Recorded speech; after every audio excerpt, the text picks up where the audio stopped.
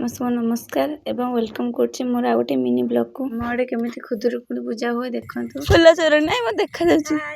High ଫୁଲ ଚୋରଣୀ ମାନେ ଫୁଲ ଚୋରଣୀ ମୁଁ ଆଉ ଜଣଙ୍କୁ ଦେଖାଉନି ଏଠି ପାଖେଇଲ ଆଉ ଗୋଟେ ବଡ଼ ଚୋରଣୀ ଦେଖାଉନି। ଏଇ ଦେଖ ଟୋଟାଲି ମୁହଁ ଦେଖେଇବନି ପୁରା ନଣ୍ଡା କରି ରାତିରୁ ସମସ୍ତେ ଉଠି ଫୁଲ ତୋଳା ତୋଳି କରି ସାରିକିରି ଆମେ ପଳେଇ ଆସିଥିଲୁ ବାଲୁକା ପୂଜା କରିବା ପାଇଁ।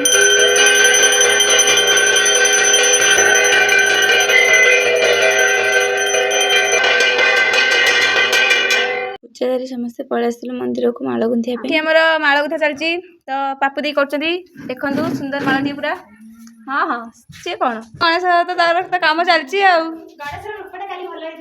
ଏବେ ଆମର ଡେକୋରେସନ ପାଇଁ ବେଲୁନ ଫୁଙ୍କା ଚାଲିଛି। ପାପୁ ଦେଇ ଚିତା ପକଉଥିଲେ ତାପରେ ମୁଁ ଲାଗି ପଡ଼ିଥିଲି ଡେକୋରେସନ ପାଇଁ ବେଲୁନ। ଏବେ ଆମର ମିତା ଦିଦି ବେଲୁନ ବାନ୍ଧୁଛନ୍ତି। ଯେହେତୁ ଆମର ସମସ୍ତେ ବ୍ୟସ୍ତ ଥିଲେ ତ ମୁଁ ଚାଲି ଯାଇଥିଲି ସଉଦା ପାଇଁ। ଆସିଲା ବେଳକୁ ଏପଟେ ସବୁ ଡେକୋରେସନ ମଧ୍ୟ ସରି ଆସିଲାଣି। ଦେଖିପାରୁଥିବେ ଲୁକଟା ଫାଇନାଲ। କମେଣ୍ଟରେ ଜଣାଇବେ କେମିତି ହେଇଛି ମୋ ଡେକୋରେସନ। ତ ଏପଟେ ମଧ୍ୟ ଆମେ ପୂଜା ପାଇଁ ସବୁ ଭୋଗ ଫଳ କଟାକଟି କରୁଥିଲୁ। ଭୋଗ ରେଡି ହେଲେ ପୂଜା ଆମର ଷ୍ଟାର୍ଟ ହେଇଯିବ ଆଉ। ତାପରେ ଆମର ଏଠି ପୂଜା ଷ୍ଟାର୍ଟ ହେଇଗଲାଣି।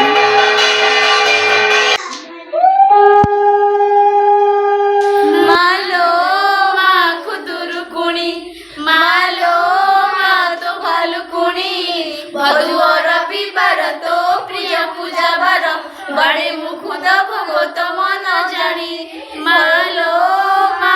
ଭାଇ ଆସିଥିଲେ ସେ ନାମ କୀର୍ତ୍ତନ କରୁଥିଲେ। ଏପଟେ ଆମ ସିଙ୍ଗର ପତ୍ର ସହିତ ଗୀତ ନଦେଲେ ହବନି।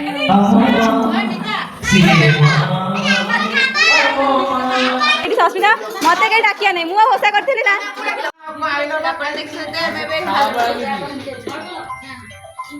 ସେପଟେ କିଏ ଆମ ଜାମାଇ ବାବୁ ଏପଟେ ଆମର ଟକଲା। ପୂଜା ସାରି ଆମେ ସମସ୍ତେ ପଳେଇ ଆସିଥିଲୁ। ତ ଦେଖା ହବ ଆଉ ଗୋଟେ ନ୍ୟୁ ବ୍ଲଗରେ।